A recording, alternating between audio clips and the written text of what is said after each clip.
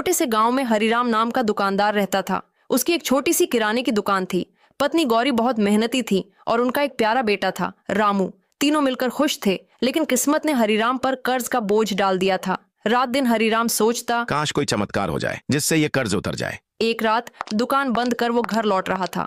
रास्ता सुनसान था, चांदनी बिखरी हुई थी। तभी उसे एक अजीब सी बकरी दिखी, सफेद ऊन जैसे रेशम और आंखों में नीली चमक। हरिराम रुका और बोला, अरे बकरी, तू यहाँ अकेली क्या कर रही है? बकरी ने उसकी तरफ देखा और बोल पड़ी, मुझे बेचने की कोशिश मत करना वरना पछताओगे। हरिराम के होश उड़ गए। बकरी बोलती है। बकरी बोली, मैं कोई साधारण बकरी नहीं हूँ। मुझ पर एक साधु का श्राप है। जो लालच करेगा वो सब कुछ खो देगा। हरिराम डर गया, लेकिन मन में लालच आ गया। अगर मैं इसे बेच दूं तो खूब पैसा मिल जाएगा।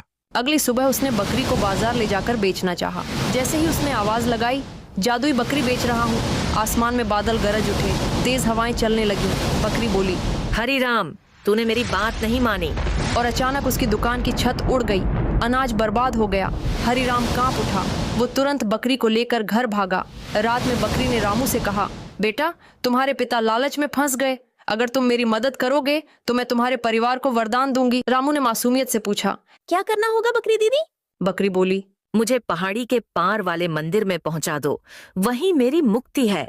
सुबह सुबह रामू ने चुपके से बकरी को लेकर निकल पड़ा। रास्ते में जंगल, नाले और डरावनी आवाजें थीं, लेकिन रामू नहीं डरा। जब वो मंदिर पहुंचा, बकरी मुस्कुराई और बोली, अब मेरा श्राप खत्म हुआ। धीरे धीरे बकरी की देह से रोशनी उठने लगी और अगले ही पल हवा में बदल गई। जहां वो खड़ी थी वहां सोने के सिक्के बिखरे पड़े थे। रामू खुशी से सिक्के उठाकर घर लौटा। हरिराम और गौरी के आंसू रुक नहीं रहे थे। हरिराम बोला, बेटा, तूने भलाई की और सब पा लिया। मैंने लालच किया और सब खो दिया। यही असली जादू है, नेक दिल इंसान का। हर इंसान के अंदर एक लालच और एक अच्छाई होती है। जिसने अच्छाई को चुना, उसी ने असली जादू पा लिया।